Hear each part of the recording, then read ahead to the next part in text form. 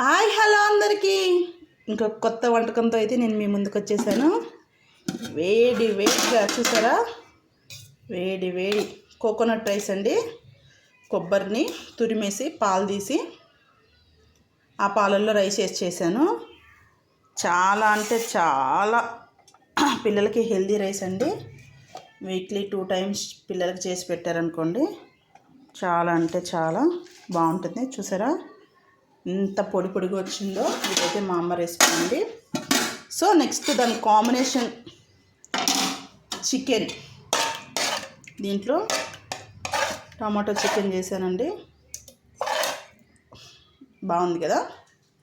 ఈ కొబ్బరి అన్నంలోకి టమాటో చికెన్ అండ్ నెక్స్ట్ ఇంకొక కర్రీ ఉంది, గోంగూర చికెన్. మన ఆంధ్రమాత గోంగూర చికెన్. ఆంధ్ర వాళ్ళకి గోంగూర అంటే చాలా చాలా ఇష్టం అండి. గోంగూరతో ఏం చేసినా అది అద్దరిపోతుందండి. చాలా అంటే చాలా హెల్త్కి కూడా గోంగూర మంచిది అంటారు, ఐరన్ ఉంటుంది అంటారు. చూసారా ప్లేట్ కలకల ఆడిపోతుంది కదా. సో టేస్ట్ చేసేద్దామా మరి మన లంచ్ ప్లేట్. కోకోనట్ రైస్ అండి. వావ్, వేడి వేడిగా ఉందండి. కోకోనట్ రైస్లో ఇట్లా టమాటా చికెను.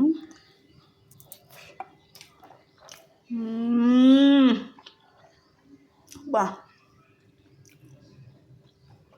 సాంగ్ ఎవరు రాశారు? ఈ జన్మమెంత రుచి చూడటానికి.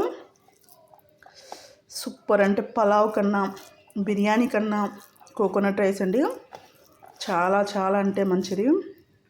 మనకి కోకోనట్ రైస్ వీక్ 2 times తినటం వల్ల హెయిర్ ఫాల్ కూడా కంట్రోల్ అవుతుంది.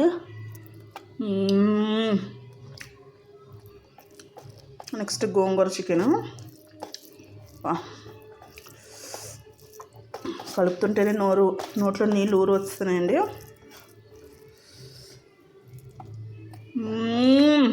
బా, నెక్స్ట్ లెవెల్ అండి.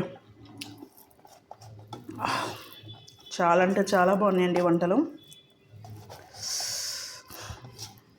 మీరు కూడా మంచిగా కమ్మగా వండుకొని హెల్తీగా వండుకొని తినండి. నా వీడియోకి అయితే లైక్ సబ్స్క్రైబ్ చేయండి. మరో కొత్త వంటకంతో నేనైతే మీ ముందుకు వచ్చేస్తాను.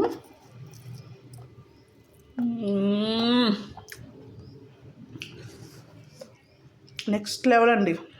Super super super.